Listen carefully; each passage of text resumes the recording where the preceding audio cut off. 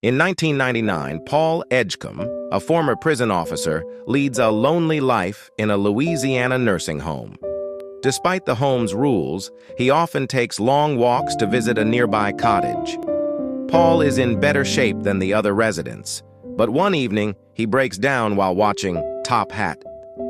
Concerned, his friend Elaine asks what's wrong, and Paul shares a story from 1935 when he was in charge of death row inmates at Cold Mountain Penitentiary. At Cold Mountain, the death row was called the Green Mile due to the faded lime-colored floor.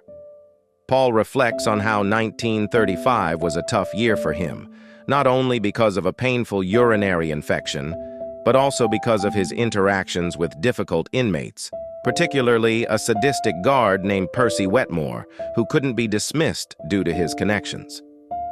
One day, John Coffey, a massive but gentle African-American man convicted of murdering 2 young girls, arrives on death row. Despite his size, John is shy and emotional. Percy, known for taunting inmates, takes pleasure in tormenting them, including John. According to the conviction details, John was found with the bodies of the 2 girls and appeared to be in deep distress, suggesting he might have committed the crime. Around the same time, another violent inmate, Wild Bill Wharton, is brought to the prison, where he causes constant trouble. Meanwhile, a mouse appears in the cell block, amusing the inmates and staff, especially Edouard Delacroix, who names it Mr. Jingles. Percy, irritated by the joy the mouse brings, eventually kills it. But John reveals his extraordinary ability to heal by curing Paul's infection and bringing Mr. Jingles back to life. As time passes, Percy is assigned to handle Edouard's execution, but he sabotages it out of spite, causing Edouard to die in agony. Later, John demonstrates his powers again by healing the warden's wife, who is suffering from a terminal brain tumor. During this time, Paul learns from a doctor that while John has no criminal record, prejudice plays a significant role in his conviction.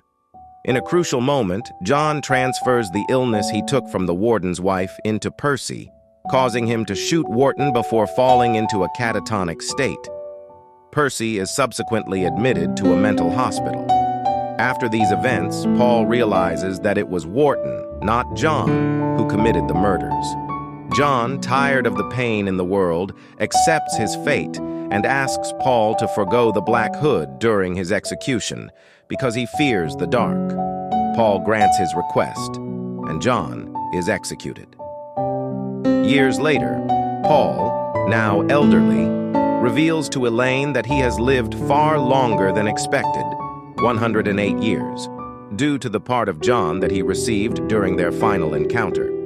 Mr. Jingles is also still alive, but Paul sees his extended life as a punishment for carrying out John's execution, and he wonders how much longer he has to live.